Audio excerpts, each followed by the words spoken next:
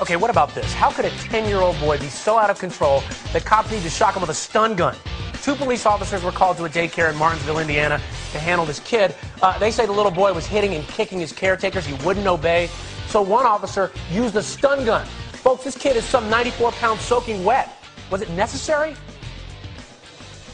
We want to get to the bottom of this. I will not tolerate unnecessary or unusual treatment of any suspect, regardless of age. The police department put both officers on administrative duty, and they're investigating it all now. We're taking your calls, 877-TEL-HLN.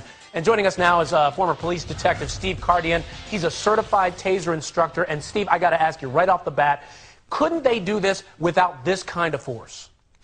Well, Ryan, it's very possible, but we have to look at a couple of things. Number one, when you hear 94-pound, 10-year-old tasered by 2 police officers, automatically it sounds horrible. But you can't, as a law enforcement official, slice anything so thin that there aren't 2 sides to every story. And I have had children, young children, emotionally disturbed, under the influence of drugs, that exhibited an extreme amount of rage and strength. But, Steve, I got to jump in here.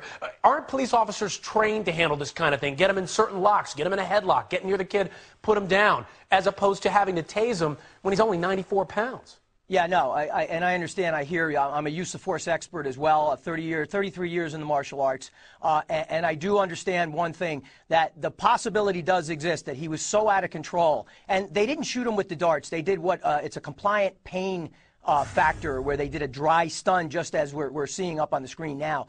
They dry stunned him, and that's a pain compliance. It doesn't send electronic 50,000 volts through his entire body. Okay, so it doesn't have the same kind of pain threshold. What does it do to him long term? This is a 10-year-old boy. I'm worried that he might have some kind of personal, permanent damage going on here. No long-term effects. Had they taken him down and the officers fell on top of him with all their weight, it's likely that he would have sustained some sort of broken bones. But with the implementation of the taser, it's a brief a moment of pain followed by likely compliance. And, give you some background on this. Apparently, the cops were out there a little bit earlier, a couple months earlier. They had some problems with this boy before. Hey, let me ask you, Steve, is this becoming a normal way to handle out-of-control teens? We've been flashing stats and different incidents that have happened recently involving teens. I got some right here.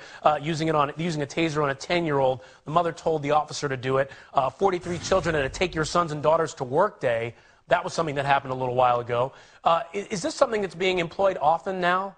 Well, it's something that's being very sensationalized as a result of the use of the taser. And, I'd hate to see a couple or a handful of incidents taint what is a very, very effective law enforcement tool that saves many officers from injury and worse. Okay, Steve Cardian, thank you so much. I think about this kind of story, and I say to myself, all right, he's 94 pounds soaking wet, but you know what? Maybe kids are at that point where they're getting out of hand. Officers have to do something. But, Steve, as you said, I would think they would have different holds, different things they can do to keep these kids in line. You never know. It's situation to situation. Thanks, Steve. Right.